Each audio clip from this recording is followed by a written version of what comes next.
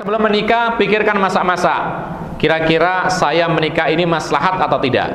Seorang kondisinya dalam keadaan misalnya masih muda, dia ingin menikah. Pikirkan betul-betul, apakah saya menikah di usia sekian ini maslahat atau mudorot? Kadang-kadang orang menikah belum siap malah mudorot. Ketika dia menganggap, oh ini maslahat, saya menikah nanti akan ada maslahat.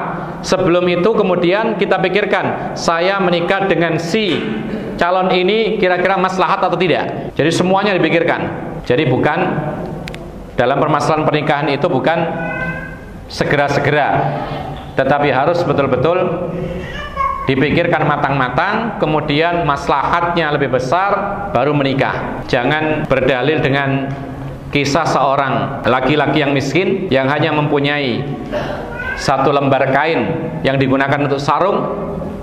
Kemudian ketika ada seorang wanita yang menghibahkan dirinya kepada Rasulullah, maka si laki-laki ini ketika tahu Rasulullah tidak bersedia menikahi wanita tadi, maka si laki-laki ini minta dinikahkan oleh Rasulullah SAW.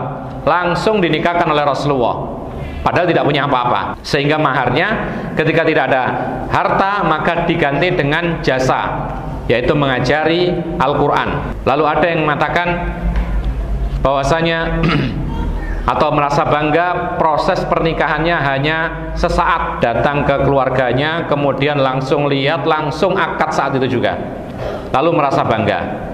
Berdalil dengan hadis ini, tunggu dulu, dalam masalah pernikahan ini Nabi SAW memerintahkan untuk melihat apa? Sebelum melihat fisik itu melihat akhlak. Makanya Rasulullah mengatakan, fadfar bidzatid dini taribat yaminuk. Pilihlah yang agama dan akhlaknya kuat, maka engkau akan beruntung. Bagaimana melihat agama dan akhlak caranya? Apakah bisa sekilas, ketemu sekilas langsung kelihatan, oh orang ini wanita salihah? Demikian pula seorang wanita mengetahui calonnya laki-laki, ketemu sekilas lalu mengatakan, oh ini salihah, saleh? Tentu saya tidak.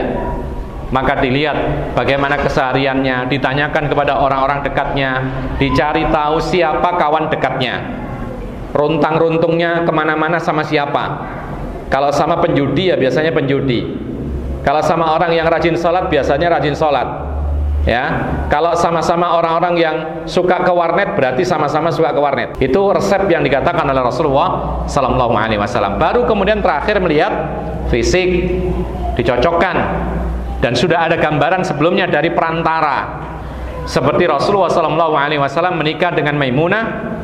Ada seorang perantara yang thiqah terpercaya, yaitu Abu Rafi'. Jadi Rasulullah saja pakai perantara. Kalau berdalil dengan kisah seorang laki-laki yang dinikahkan spontan, baru ketemu langsung dinikahkan, kita tanyakan kepada mereka, yang menikahkan siapa? Rasulullah. Yang menjadi perantara siapa? Rasulullah. Terpercaya, seorang Nabi dan Rasul, pasti terpercaya, tidak akan dusta. Calonnya siapa laki-laki? Sahabat Nabi, dijamin surga.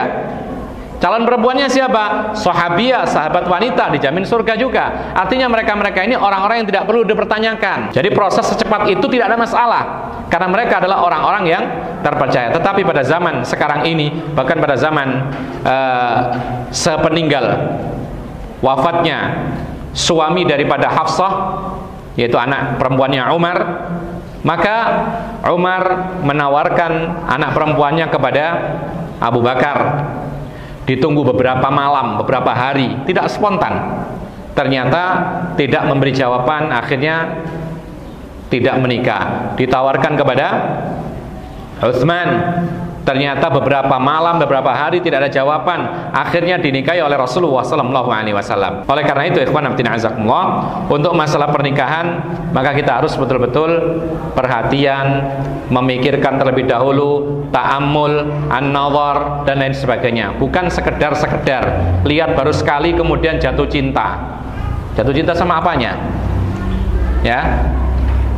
Jadi ikhwan fillah azakumullah, bahkan dalam Islam ini kita harus memilih yang lebih utama adalah yang agama dan akhlaknya baik, kemudian yang lain mengikutinya.